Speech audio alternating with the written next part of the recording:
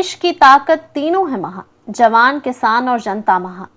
गुरदासपुर में चर्च के पादरी पर बीसीए छात्रा से दुष्कर्म और जबरन गर्भपात के आरोप, इलाज के दौरान मौत, पिता ने सीबीआई जांच की उठाई मांग। पंजाब के शांत माने जाने वाले जिले गुरदासपुर से एक ऐसा मामला सामने आया है जिसने पूरे क्षेत्र को स्तब्ध कर दिया है। आरोप है कि एक चर्च में पादरी के रूप में कार्यरत जशन गिल ने एक 22 वर्षीय बीसीए की छात्रा के साथ बार बार दुष्कर्म किया, उसे गर्भवती किया और फिर एक अवैध तरीके से जबरन गर्भपात करवाकर उसकी जान जोखिम में डाल दी। लापरवाही से किए गए इस गर्भपात के बाद पीड़िता की हालत बिगड़ी और इलाज के दौरान उसकी मृत्यु हो गई।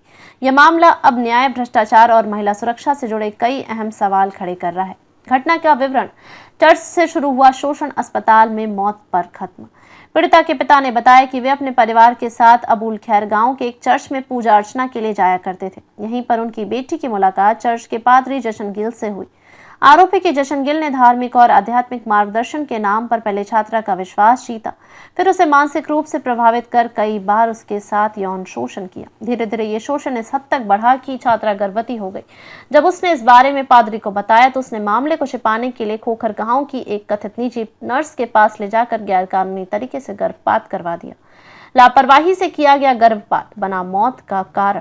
पीड़िता के पिता ने बताया कि नर्स ने बिना किसी मेडिकल सुविधा या प्रशिक्षित स्टाफ के गर्भपात की प्रक्रिया को अंजाम दिया। इसके चलते छात्रा को भीषण संक्रमण हो गया। पेट दर्द की शिकायत के बाद उसे गुरदासपुर के अस्पताल में भर्ती कराया गया। वहां अल्ट्रासाउंड जांच में गर्भपात की पुष्टि हुई, जिसके बाद उसकी हालत और बिगड़ने लगी। स्थिति गंभीर होने पर उसे अमृतसर के एक बड़े अस्पताल में रेफर किया गया, लेकिन तमाम कोशिशों के बावजूद वह जीवन की जंग हार गई। पुलिस पर गंभीर आरोप, पैसे लेकर पादरी को बचा रही है। पीड़िता के पिता ने आरोप लगाया कि गुरदासपुर पुलिस ने इस मामले में किसी भी तरह की ठोस कार्रवाई नहीं की। वह पादरी जशन गिल आज भी खुलेआम घूम रहा है। हमें जानकारी मिली है कि वह पुलिस को पैसे देता है। जब भी हम थाने गए हमें टाल दिया गया। उन्होंने यह भी दावा किया कि कई बार उन्हें धमकियां मिली और अंततः उन्हें अपना गाँव छोड़ना पड़ा। सीबीआई जांच की मांग और हाईकोर्ट में याचिका। आरोपों और पुलिस की निष्क्रियता के बीच छात्रा के पिता ने पंजाब और हरियाणा हाईकोर्ट में याचिका दायर कर इस मामले की सीबीआई जांच की मांग की है। मैं अपनी बेटी के लिए न्याय चाहता हूं। अगर राज्य पुलिस कुछ नहीं कर सकती तो अब देश की सबसे बड़ी जांच एजेंसी को इसे देखना चाहिए। पहले भी चर्च में ऐसे ही आरोप, एक पादरी को उम्र कैद।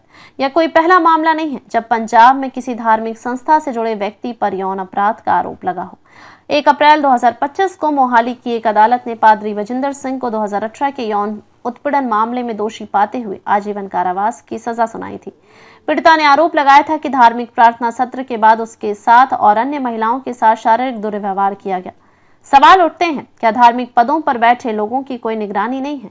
क्या पुलिस वाकई में धार्मिक नेताओं के प्रभाव में निष्क्रिय है? और सबसे जरूरी, क्या महिलाओं की सुरक्षा को लेकर समाज और सिस्टम पूरी तरह विफल है? अधिक अपडेट के लिए लाइक, शेयर और सब्सक्राइब करना न भूलें।